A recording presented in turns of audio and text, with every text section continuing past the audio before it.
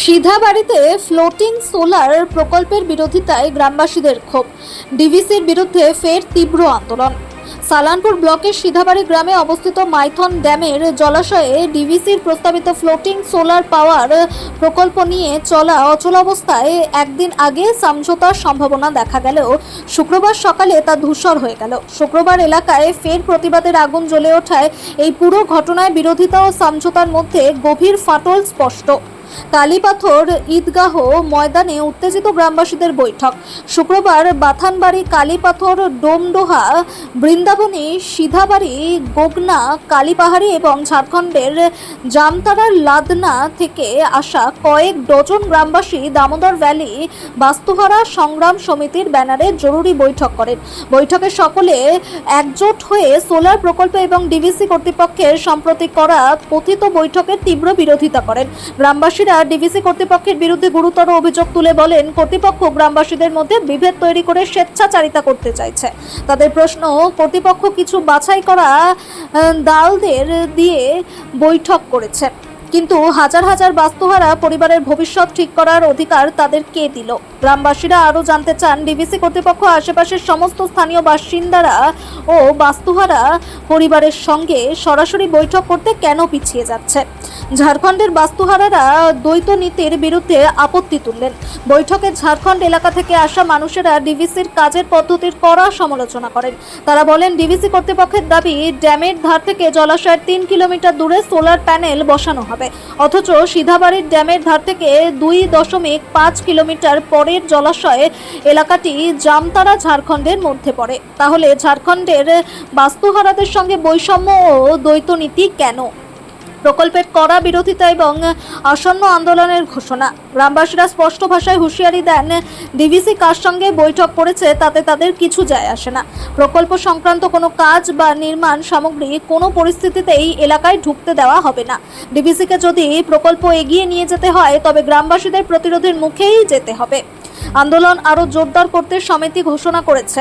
আগামী রবিবার দামোদর ভ্যালি বাস্তুহারা সংগ্রাম সমিতির নেতৃত্বে মাইথন, কালীপাহাড়ি, গোগনা, ধানবাদ, বাথানবাড়ি, কালীপাথর, ডোমডোহা, বৃন্দাবনী, সিধাবাড়ি এবং লাদনা, জামতারা এলাকার হাজার হাজার ডিভিসি বাস্তুহারা পরিবার সিধাবাড়িতে একজোট হয়ে এই সোলার প্রকল্পের বিরুদ্ধে লড়াইয়ে সামিল হবেন। আমরা এখানে এসেছি, এখানে দামোদর ভ্যালি বাস্তু সংগ্রাম সমিতি আমাদেরকে ডাকিয়েছে, তার জন্য এখানে আসা হয়েছে। আজকে মিটিং ছিল। আচ্ছা, তো আপনারা কি এই মিটিংয়ে কি ফয়সালা হলো আপনাদের? মিটিংয়ে এই ফয়সালা হলো যে এখন ডিভিসি যে প্রজেক্ট মানে রেডি করছে সোলার প্রজেক্টটা, সেটা আমরা বিরোধ করছি। কেন বিরোধটা করছেন কেন? কেন কি যে ডিভিসি ওয়াদা করেছিল প্রথমে, সেই ওয়াদাগুলো এখন পুরো হয়নি, তার জন্য ওই প্রজেক্ট আমরা চাই না। তাই প্রশাসনিক তো একটা সমস্ত গ্রামবাসীদের নিয়ে একটা বৈঠক করা হয়েছিল, সেই বৈঠকে কি আপনারা ছিলেন না? আমাদেরকে ডাকা হয়নি, তো আমরা তার জন্য আসিনি। ও, আপনাদের ডাকা হয়নি, তো আপনারা এখন কি চাইছেন?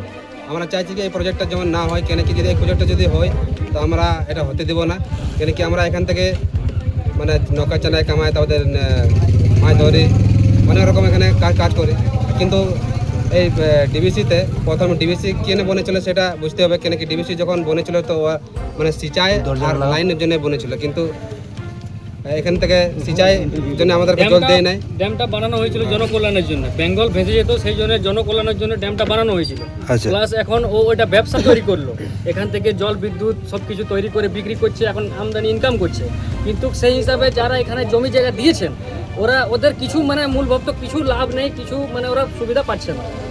এটা অনেক বড় মানে ডিভিসির মানে ফল্ট। কেন সৌর প্রজেক্ট হলে তো আপনাদের অনেক গ্রামবাসীর অনেক সুবিধা হবে। সুবিধা বলতে সেরকম কিছু নেই, লাইনের কোনো ব্যবস্থা নেই এখানে, লাইনের জলের মানে সুরক্ষা কিছু হসপিটালের যে প্রজেক্টটা নিয়ে আসছে, সেই প্রজেক্টটা আনলে কি কোনো গ্রামবাসীদের সুবিধা হবে না অসুবিধা হবে? এখানে নৌকা চালিয়ে খাচ্ছে, যারা এখানে মাছ ধরে খাচ্ছে, ওদের পেটে পুরোপুরি লাত মারানো যাবে, পুরোপুরি ওদের যে রোজি রোজগারটা পুরো নষ্ট হয়ে যাবে। তার জন্যই আমরা সবাই একজুট হয়ে এই সোলার প্রজেক্টের বিরোধ করছি। আচ্ছা, আপনার কি নাম? আমার নাম অঞ্জন বাউরি। আপনার কি নাম? সোরেন গগনা। কোথা থেকে এসেছেন আপনি? মাইথন গগনা থেকে। মাইথন গগনা থেকে। আজ যে মিটিংটা যেটা রাখা হয়েছে সেটা ওই সোলার প্রজেক্টের উপরেই। তো কি দাবি আপনাদের, কি দাবি করা হলো লাস্টে, কি মানা হলো? দেখুন, সোলার প্রজেক্ট হতে গেলে যে দাবিগুলো আমাদের আছে, এটা যখন ড্যাম হয় তখন থেকে মূলত আমরা বাস্তুহারারা দাবি করে আসছি। তখন বলেছিল প্রত্যেকটা পরিবারকে কাজ দেব হ্যাঁ এবং জল দেব, 5 কিলোমিটার পর্যন্ত ফ্রিতে বিদ্যুৎ দেব, স্কুলে পড়ার জন্য স্কুল দেব, কিন্তু ডিভিসি আজ পর্যন্ত সুযোগ কিচ্ছু দেয়নি আমাদেরকে। উপরন্ত খালি হ্যারাসমেন্ট করেছে, যেটার ভিত্তিতে আপনার 78 সালে প্যানেল করলো, 5000 পরিবারকে জমি যেটা কাছ থেকে নিল, তারপরে ছেটে ছুটে সেইটাকে দাঁড় করালো 700। এই 700 প্যানেলটার মধ্যেও এখন তক্ক এই যে আপনার 1992 সুপ্রিম কোর্ট অ্যাপ্রুভাল হলো যেটা, সেটা তো 2 নম্বর করলো। অরিজিনাল ডিসপ্লেস যারা তারা চাকরি পেল না, তারা আজও তক্ক পেল না। এর মধ্যেও 100 জন থেকে 120 জন লোক আউটের লোক এসে চাকরিতে ঢুকে গেল, বহাল হলো।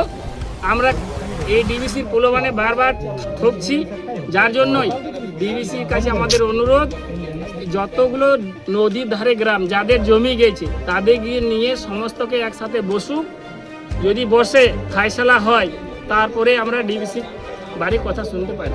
তো আগামীকাল একটা দেখা গেল মিটিং হয়েছিল, প্রশাসনিক বৈঠক। কাল যে মিটিংটা হয়েছে আমরা জানি না, আমাদেরকে জানায়নি কজনকে নিয়ে মিটিং করেছিল আমরা বলতেও পারবো না। তারা আপনাদের গ্রামবাসী ছিলেন নাকি? না, সিদাবাড়ি গ্রামের ছিল ওরা, কিন্তু কি মিটিং হয়েছে আমরা জানি না, বলতে পারবো না সেটা। তো আপনারা এখন কি চাইছেন? আমরা এরপরে যদি ডিভিসি ধরুন আমাদের সাথে বসে ফাইসালা না করে, তা বৃহৎ আন্দোলনে আবার যাব। কি নাম আপনার? আমার নাম সাধন গড়াই।